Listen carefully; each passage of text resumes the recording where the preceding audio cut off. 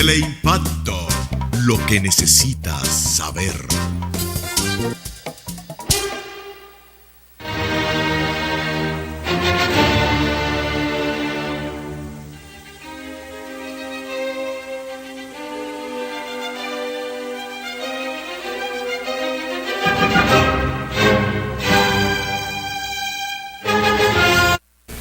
Saludos dominicanos en todo el territorio de la República. Les habla Leopoldo Espaillat-Anita y hoy Agenda Nacional tiene necesariamente que referirse a la fecha del 24 de abril, porque es una fecha de la cual el pueblo dominicano debe aprender, y desde luego que puede aprender en la medida en que conozca la verdad. Y decía alguien que la verdad es la primera víctima de la guerra. Para hablar sobre los hechos verdaderos del movimiento constitucionalista, tenemos presente aquí a Leopoldo Pérez Sánchez, que es un testigo de primera mano, porque en aquella época él era dirigente del Frente, el FAJURE, el Frente de la Juventud Reformista. Yo era secretario de Organización Nacional del Partido Reformista. Y también secretario de organización, pero el Frente de la Juventud del Partido era un organismo del partido. Actuamos en la revolución como representantes del Partido Reformista. Bueno, tú hacías acto de presencia en la casa de Molina, porque yo te veía ahí junto con Luis Rimes Pablo y Manuel Antonio Jiménez Rodríguez. Manolín. Pero yo quiero hacer primero una breve introducción, porque, como dije, no se está viendo la verdad. Y no es porque haya mala intención, aunque siempre hay gente que está buscando cámaras y buscando prensa, sino porque los hechos de abril, el pueblo dominicano los conoció a partir del sábado 24. Y por eso cuando yo escribí sobre esos hechos, dije lo poco conocido que era la preparación del movimiento. El movimiento venía de muy atrás. Venía tan atrás que comenzó inmediatamente después del golpe de Estado. O sea, ya en octubre de 1963, Molina Ureña estaba haciendo las primeras gestiones para la reposición del orden constitucional a través de la reinstalación de Casanova Garrido, que era el presidente del Senado y que tocaba el orden sucesoral. Y en esa oportunidad, que no puedo olvidar, caí preso yo, porque el que se movía libremente y Molina estaba en la clandestinidad era yo, y alguien me delató y bueno, allá me fueron a buscar mi casa y me estancaron en un sótano primero y después en la torre de homenaje. Bueno, de ahí en adelante el movimiento siguió organizándose. Tomó tiempo volverlo a rehabilitar, porque ese primer fracaso fue producto de una delación en Santiago, y eso pues obligó a recomponer el movimiento, dado que Casanova Garrido tuvo que salir del país. Daba en turno entonces al doctor Molina Ureña, que era el presidente de la Cámara de Diputados y que había presidido la constituyente, que fue la que hizo la Constitución de 1963. Entonces Molina es un desconocido, porque ahí está, presidente provisional de la República, organizador civil, junto con el organizador militar, que era Rafael Tomás Fernández Domínguez, no Francis Camaño. A Francis Camaño lo reclutamos nosotros en el último momento, y ahora lo han endiosado y han eclipsado a Rafael Tomás Fernández Domínguez. Y yo quiero decir aquí que hay un paralelo, lo he repetido siempre, entre los hechos de 1844 y los de 1965.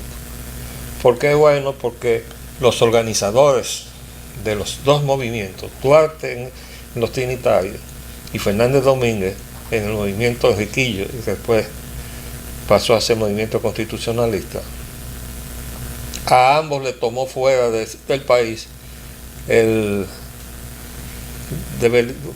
la puesta en marcha de sus programas de de organización política y de rebelión contra, en 1844, la dominación haitiana, en 1965 contra el régimen de facto de Donald Reed Cabral, producto del golpe de Estado de septiembre al profesor Bosch.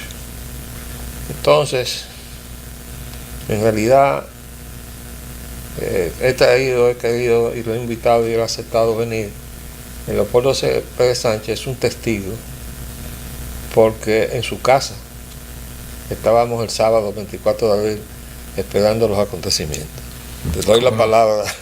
Gracias. Porque recuerdo cuando Molina me dijo: yo estoy aquí en la casa de Leopoldo Pérez Sánchez, estoy a una cuadra del hospital militar. Y me dio la dirección y para allá cogí. Cómo no. Gracias, Polín.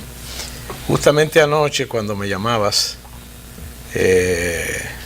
para recordar ese día memorable, pensaba yo, digo, caramba, justamente a esta hora estábamos en mi casa escribiendo el discurso que Molina iba a producir como presidente provisional en ausencia del presidente de la Cámara del Senado y del profesor Juan Bosch. Y del vicepresidente. Correcto. Posteriormente nos fuimos al comando donde estaba Peña-Tavera. No fue posible pronunciar el discurso porque hubo inconvenientes y ustedes siguieron en su trabajo y yo me quedé en el campamento. Amanecimos el otro día. Donald había dicho que iba a darnos hasta las 7 de la mañana del día 25 para... Domingo 25. El domingo 25 para bombardear el campamento del kilómetro 7,5 de la autopista Duarte. Nosotros esperamos que él bombardeara. No ocurrió así y cuando estábamos en la parte de abajo del edificio se apareció el general Antonio Inver Barrera. Acompañado de Adriano Valdés Hilario. De Adriano Valdés Hilario y de Sijo Gómez, un coronel de la policía.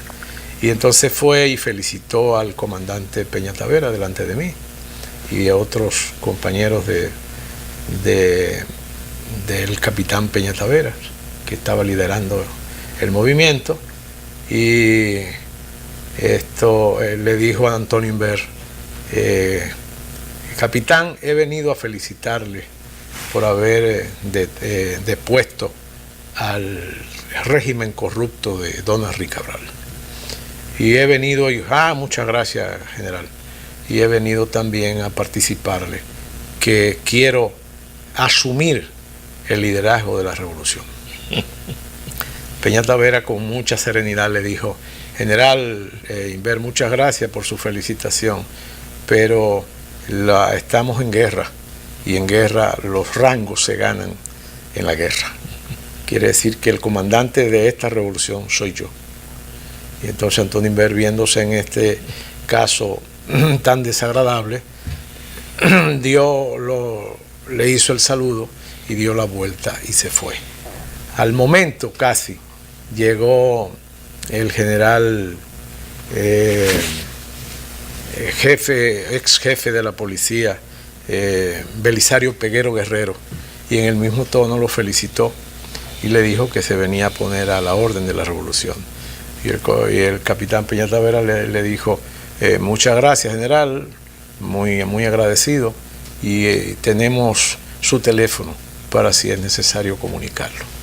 Así comenzó el día 25, en aquel tropel de acontecimientos que iban a cambiar la historia del país, porque desde entonces no hay golpe de Estado, desde entonces los poderes públicos se han afirmado, no así las instituciones que se han ido disminuyendo y poniéndose infuncionales. Déjame interrumpirte un momento para decir que a las 10 de la mañana del domingo 25 entrábamos al Palacio Nacional por la puerta principal. Yo estaba ahí. ¿Verdad? Ahí nos encontramos. Y iba con el doctor Molina, Fernández Mármol y Manolo Gatón Pitaluga. Correcto. Que sería después el canciller de él, con los dos hermanos Ibero, que eran los guardaespaldas de Molina. Correcto. Y ahí entramos, ya se había la comisión militar que había ido primero ya había detenido a Ricardal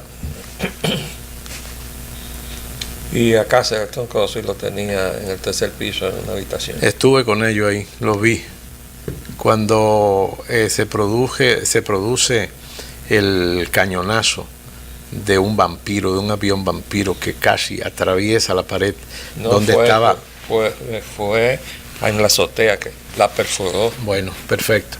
Y entonces. En la habitación que está en el ángulo sudeste, exactamente. Correcto. Y entonces es cuando sube el coronel amigo, comandante de la primera brigada del kilómetro 25 de la autopista Duarte, Giovanni Gutiérrez, que era de líder principal en cuanto a fuerza, y va donde Don Henry, y pasa por cerca de Don Henry lo llama y le dice: coronel, venga acá, usted va a provocar un nuevo Vietnam, ese es el Vietnam de América que usted va a provocar con este movimiento y esas cosas. Y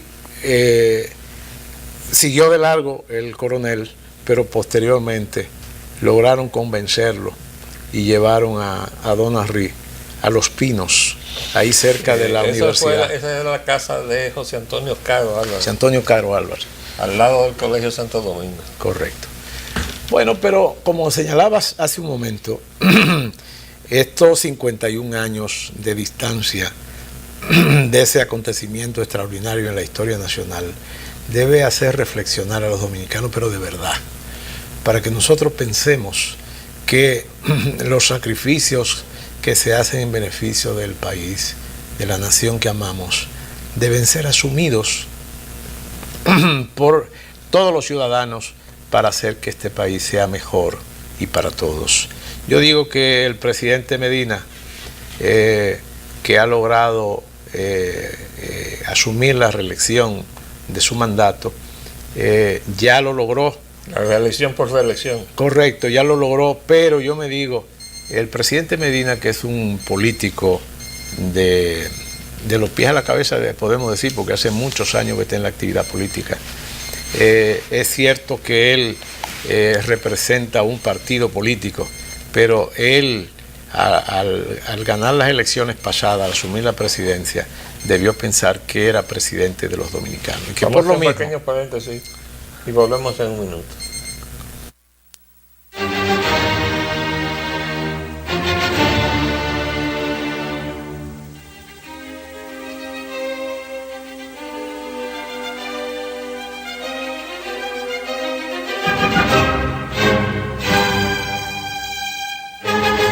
Amable televidente que nos sintoniza en este momento, tenemos de invitado hoy precisamente como testigo de primera mano de los hechos de abril del 65 a Leopoldo Pérez Sánchez, y él está precisamente relatando algunos aspectos de la situación como debería verse ya a la distancia en este presente, sobre los hechos del pasado sobre los cuales uno debería aprender. Desde luego debo decirte, Leopoldo, que es difícil aprender cuando a ustedes le tergiversan la verdad.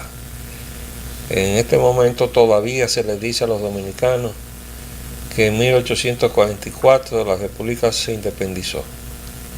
En 1844 la República cayó en manos de Pedro Santana, anexionista después con España, pero afrancesado entonces, estaba negociando un protectorado con Francia.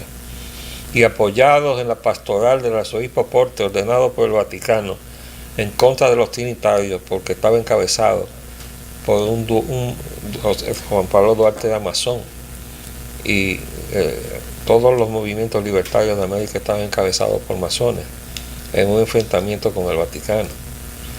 Entonces esa pastoral puso a los católicos a favor de Pedro Santana y en contra de los trinitarios.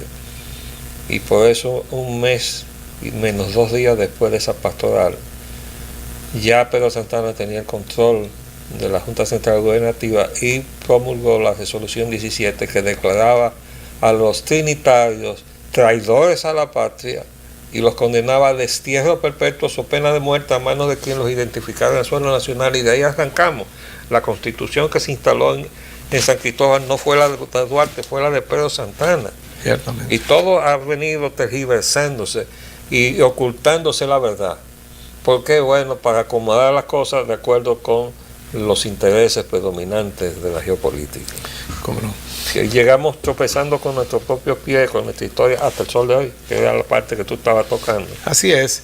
Yo digo que el presidente Medina, que está tratando de reelegirse, debiera decirle a los dominicanos que él quiere hacerlo con buena voluntad, con disposición de hacerlo mejor que lo que ha hecho. Y creo que para eso hace falta nuevos procedimientos y nuevas caras. No es posible que un presidente que va a reelegirse pretenda o crea que esa reelección tiene que ser para todo ese andamiaje de funcionarios que no han hecho nada por este país, que no están en condiciones de ofertar nada. No solamente eso, Pablo Pérez Sánchez. Es la forma en que se ha impuesto a la nación una modificación fraudulenta de la Constitución de la República. Y yo tengo los elementos de prueba de que hubo una conspiración para quitarle a la Junta Central Electoral la facultad constitucional de convocar a un referendo. ¿Por qué? Porque la propia Constitución remite entonces esa facultad a una ley que regía el procedimiento de la convocatoria. Bueno, la Junta Central Electoral formuló ese proyecto de ley, lo depositó en manos del presidente del Senado, que era Pared Pérez, en diciembre del 2013, y necesitó esa capacidad de convocatoria a mediados del 2015, cuando se produce la modificación constitucional. En el momento en que él necesitó, la Junta se necesitó esa ley para convocar el referendo, no había ley. Y se puede decir, bueno, que perimió. Pues no perimió. Yo tengo copia del expediente que hizo una persona, que tengo que silenciar su nombre en este momento, que fue al Senado de la República y pidió el proyecto de ley que había depositado la Junta Central Electoral para fines de poder convocar al referendo, y le dieron una certificación de que ese proyecto de ley nunca había existido en el Senado. O sea, lo desaparecieron del Senado. Correcto. Entonces ahí está, esa certificación es la prueba de la conspiración para colar la reelección por reelección. Ese es un trauma terrible que ha traído todo este desmantelamiento de la partidocracia, porque todo lo que ha conllevado y el llamado al gobierno compartido, lo que ha hecho es desarticular todo lo que había de un aparato partidario que ya estaba descompuesto, porque se habían abandonado los ideales y se habían quedado las conveniencias de las aspiraciones y las ambiciones. Y entonces todo eso ha creado creo que se llama transfugismo, ¿no? Correcto. De cruzándose uno por el otro cada vez que se tropiezan con que sus aspiraciones estaban intervenidas por los acuerdos que se habían hecho. Es decir, un desastre desde el punto de vista de la supuesta búsqueda de la democracia. Pero, Paulín, una vez esos hechos cumplidos, tenemos con sentido práctico que ir aplicando la inteligencia política. ¿Y cómo lo vamos a hacer con la llegada del subsecretario de Estado de Asuntos Hemisféricos, el sucesor de Roger Noriega, convocado aparentemente por el embajador americano, a venir aquí en el medio de esta situación a involucrarse o a ingerirse en una cosa que le está vedado, de acuerdo con las normas de la convivencia pacífica? Estamos de acuerdo, pero yo digo, ante los hechos cumplidos de que el presidente logró modificar la Constitución para tratar de reelegirse, lo que tenemos que aspirar es que tanto la oposición política, al frente de la cual está Luis Abinader, y el presidente Danilo Medina, que son uno de los dos va a continuar la dirección política del Estado, que ambos vean las cosas con más claridad, los anhelos de este país, que quiere que se cambie el rumbo por el que vamos. Un país no puede continuar en este estado de pobreza, en este estado de miseria, en este estado de inseguridad, en este estado de desesperanza. Pero Leopoldo, ¿cómo no vamos a estar en esta condición de pobreza si adoptamos la política económica neoliberal, que es una política de dominación para la explotación de las grandes potencias sobre las pequeñas naciones en su desarrollo? Está bien, Paulín, pero ok. O sea, el modelo neoliberal trae pobreza, trae desempleo, trae todo esto que estamos viviendo. Pero estamos de acuerdo, pero la realidad política es que el país no va a continuar sin una dirección política. El Estado va a tener que tener siempre una dirección. Sí, pero y solamente hay dos opciones. Pero una dirección tiene que ser sacudirse del modelo neoliberal, si no, no vamos a salir de las condiciones. Correcto, pero eso entraña el cambio de figura y el cambio de los procedimientos que yo acabo de decir. El país no puede continuar asumiendo políticas neoliberales que lo único que hacen es achicar, hacer del Estado un instrumento para los grandes privilegios. Debe ser un instrumento para hacer que la nación marche de manera distinta. Y porque ese no es el camino de la libertad ni del progreso tampoco. Claro, al contrario, eso es someterse uno a una dominación internacional geopolítica, que entonces el gran poder del dinero, la plutocracia, viene entonces a constreñir la condición de vida de los pueblos que están tratando de encontrar el camino de su superación. Pero vamos a un mal menor. Pero entonces tenemos que cambiar la mentalidad de los políticos que tenemos. Correcto. Nosotros tenemos que hacer, los que somos políticos, hacer los esfuerzos necesarios para ver cómo cambiamos de rumbo.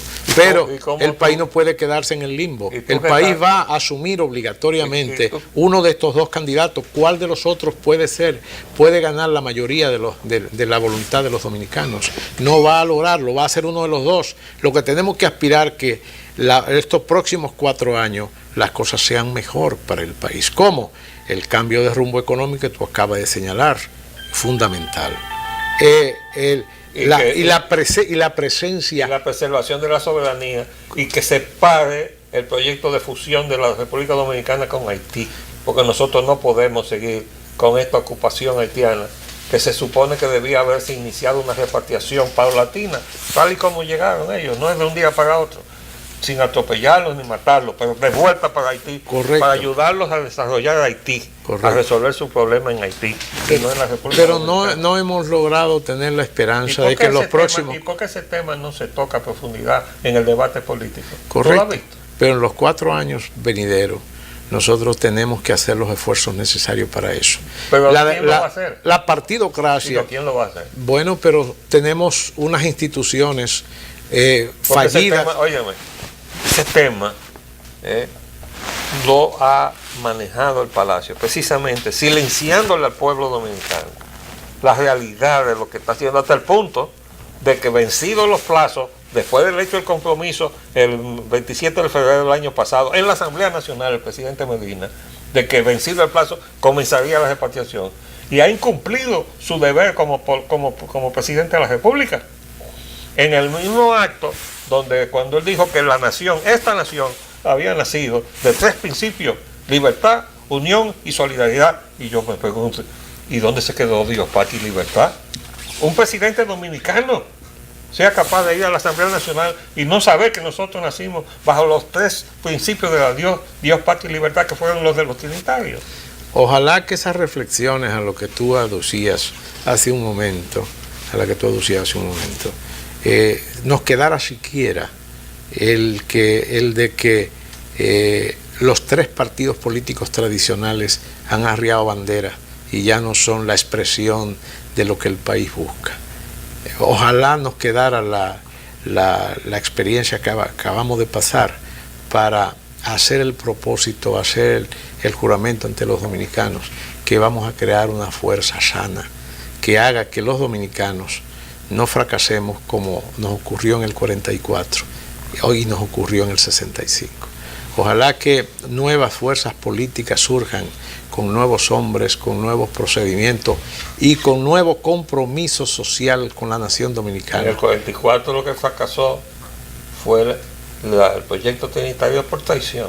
Bueno, Pero bien, pero nos ocurrió y han vuelto otra vez a ocurrirnos las cosas. Por traición. Los dominicanos tenemos... Por traición también. Pero los dominicanos tenemos que organizarnos porque no es un asunto personal, Entonces, es un asunto de colectividad. No necesitamos un nuevo ideal, lo que necesitamos es recuperar el ideal trinitario de libertad, porque lo primero que se necesita es tener libertad. Correcto. Si usted no tiene libertad, usted no va a progresar nunca, y nunca se va a resolver los problemas. Ese es el primer paso hacia la soberanía, porque la soberanía es un concepto. Entonces, pero ¿cómo usted puede hacer eso con una posición de genuflexión, que es lo que le acaba de reclamar el obispo de Santiago a este gobierno, cuando el episcopado le dijo que le pusiera en orden al embajador norteamericano que estaba violando el convenio de Viena, que le da pauta al comportamiento de los diplomáticos, y este hombre ha excedido todo eso, ha violado la soberanía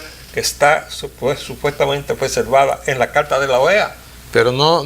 Y entonces el gobierno no hace nada, y entonces el obispo de Santiago le dice que no actuar significaría un gobierno genuflexo. Pero tenemos que apelar a la oposición para que en este torneo electoral haga el mejor papel, a fin de que el mensaje de cambio que preconizan y que hablan todos los días sea un cambio realmente sustantivo y que no sea un cambio de cara cosmético.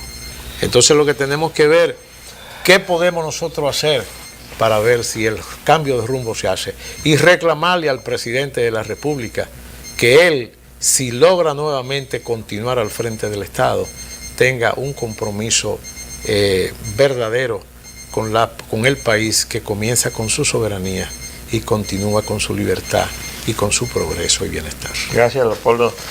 Gracias por la invitación. Póngame otra vez la fotografía del presidente Molina. Mi buen amigo José Rafael Cara.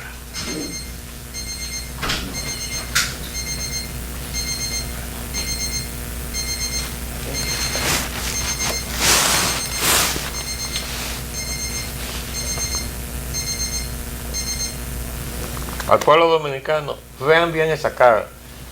Ese es de los héroes ignorados, borrados de la historia por el oportunismo. Les habló Leopoldo Payán Anita. Hasta luego.